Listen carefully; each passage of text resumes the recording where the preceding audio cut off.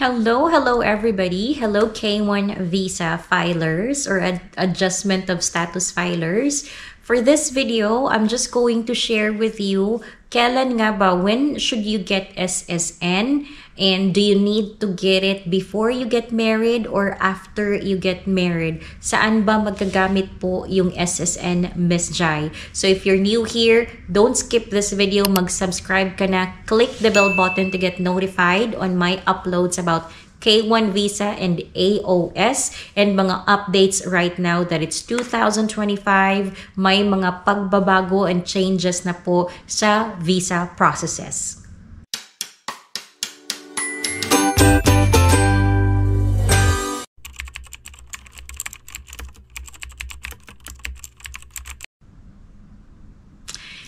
So hello everybody. Welcome po or welcome back to my channel. Welcome back to Jai and Jerry. Hello po, kumusta ang lahat? I hope everyone is doing fine and well today. Welcome to the US. Sa mga bago pa po dito sa US, welcome everybody. Welcome po sa US. Enjoy your time and enjoy your honeymoon, your wedding, mga ganyan po. Enjoy the US. Enjoy the US. So yes, kumusta po ang lahat? I hope everyone is doing fine and well today. If you're new here, my name is Jai. I am originally from the Philippines, but I live now in Pensacola, Florida. Kagaya nyo po, I am a DIY filer or I am a K1 visa filer, and right now, I am a green card holder under 2 years conditional. 2 years conditional pa lang po ang meron tayo ngayon. So yes, for this video, I'm just going to share with you kasi marami pa rin nakukonfuse, marami pa rin nagtatanong every time mag-live stream ako dito sa YouTube or sa TikTok, marami pa rin nagtatanong na kailan nga ba daw kukuha ng social security number? Dapat bang makakuha ng social security number bago ikasal or after ng ikasal? And saan ba daw magagamit yung social security number? So yun po ang isi-share ko sa inyo. But I also encourage you to do your own research po para mas maganda na rin po na meron kayong background, meron kayong nalalaman. Always visit the official website of the US visas. That's travel.state.gov, ustraveldocs.gov, and of course, the uscis.gov. Those are the official website of the US visa. And regarding the social security number, I will just put the link in the description box as well kung ano, saan nyo po makukuha and saan po kayo magka-idea kung ano ba yung mga social security, paano ba siya kunin. Kasi depende po yan sa state ninyo kung some state, kailangang mag-book muna kayo ng appointment bago kayo magpunta. Some state, they don't allow walk-in. Kaya check your Social Security Administration Office website na pinakamalapit po sa state or sa county ninyo. But anyways, just a quick disclaimer, I am not affiliated with any government agency nor working as an immigration attorney. I am not a professional or a legal expert. I'm only sharing based on my personal experience and research lamang po as a DIY filer, a K1 visa applicant, and now a green card holder. Lahat po yan, DIY process or do-it-yourself. Kami lang po ng asawa ko ang nag-process ng visa ko dito po sa US. So these are all based on my personal experience. Video explain ko lang ha, from my experience and kung ano yung nalalaman ko. Social Security number is required, lahat po yan dito. Required po kahit bata, dapat may social security number, especially sa atin ng mga immigrant.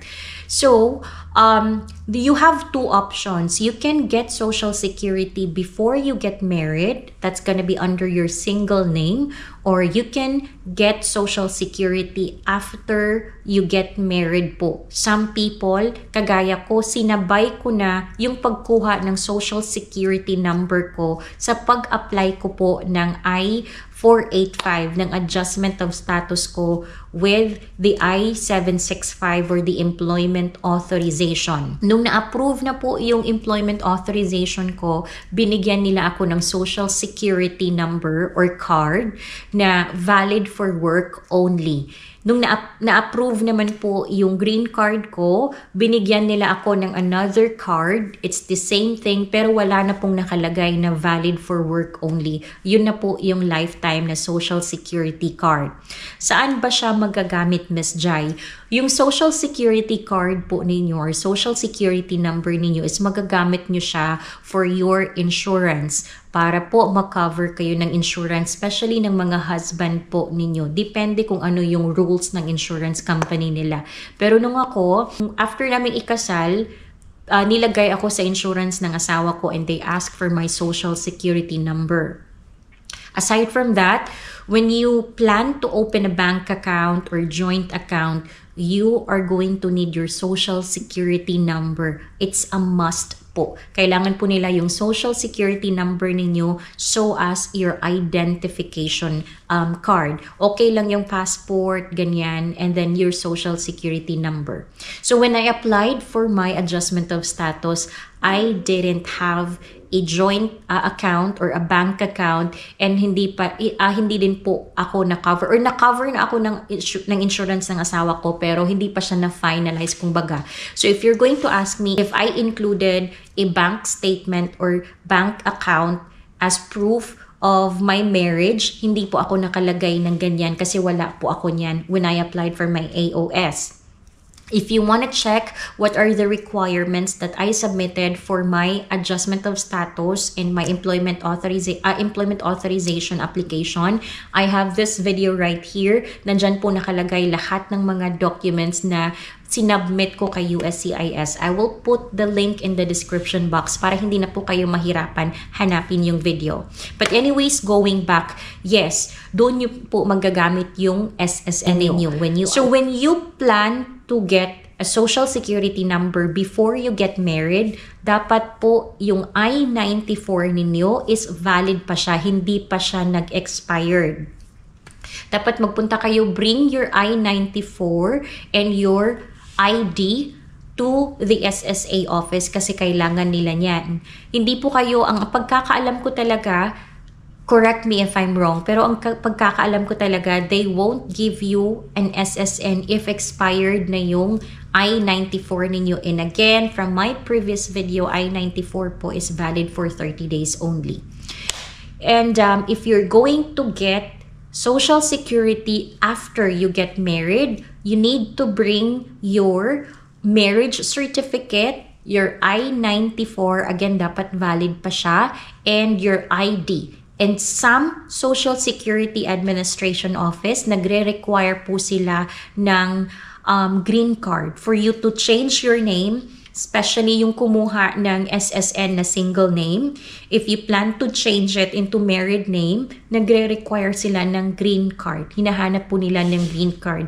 Yung iba naman hindi inaalaw kasi hihintayin daw muna yung green card saka magka SSN, magka Social Security card. So, beware na lang po if you plan to get, if you wanna do it, you can do it in the single name.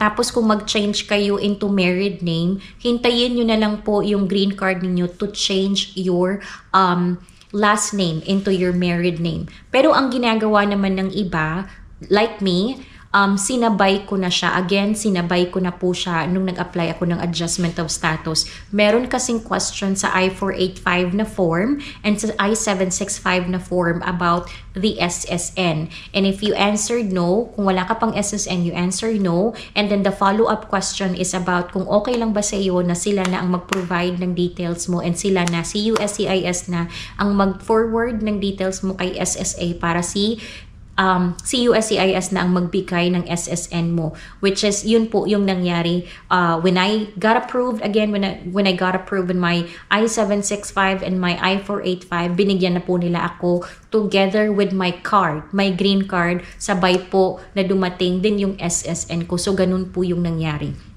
And ganun din po, doon nyo po magagamit yung SSN. You can use it for opening a bank account or with the insurance kasi hinahanap nila yan. So, ganun. It's up to you kung kailan nyo gustong kumuha ng SSN. So, yun lang po ang gusto kong i-explain. Kasi ang dami pa rin nakukonfuse every time nagla-live stream ako dito sa YouTube or sa TikTok. that question always comes up. So ayun po, I will just, you can visit my YouTube channel, it's Giant Jerry. Go to playlist, sa playlist po may album title dyan na K1 Visa and AOS Step-by-Step Guide and Tips album. Nandyan na po lahat, scroll up nyo na lang. Dyan nyo po makikita yung mga processes. If you're new here, if you're about to apply for your AOS, nandyan na po, hanapin nyo na lang yung mga videos about AOS. Check this video right here. This video po, dito na-explain ko kung ano pa yung mga kailangan ninyong pagdaanan as a K1 visa na nandito na po sa US. Nandito po na-explain ko kung ano ba yung mga step-by-step na mga i-apply pa ninyo, kailangan ninyong i-obtain. Pag nagka-green card kayo, ano ba yung next step? Nandito na po in this video. Again, I will also put the link in the description box. So yun lang po ang gusto kong i-explain. Sana po naliwanagan kayo. And again, if you have any questions, you can always visit my channel or leave a comment on any of my video po. So thank you very much. Maraming salamat po. If you haven't subscribed to my channel, mag-subscribe na po kayo. Please give this video a thumbs up and help me share this video to anyone you know that is about to process their adjustment of status or kakarating lang po ng US para at least meron din silang idea kung paano ba, when do you get SSN. Maraming salamat and I hope to see you in my next video. Bye!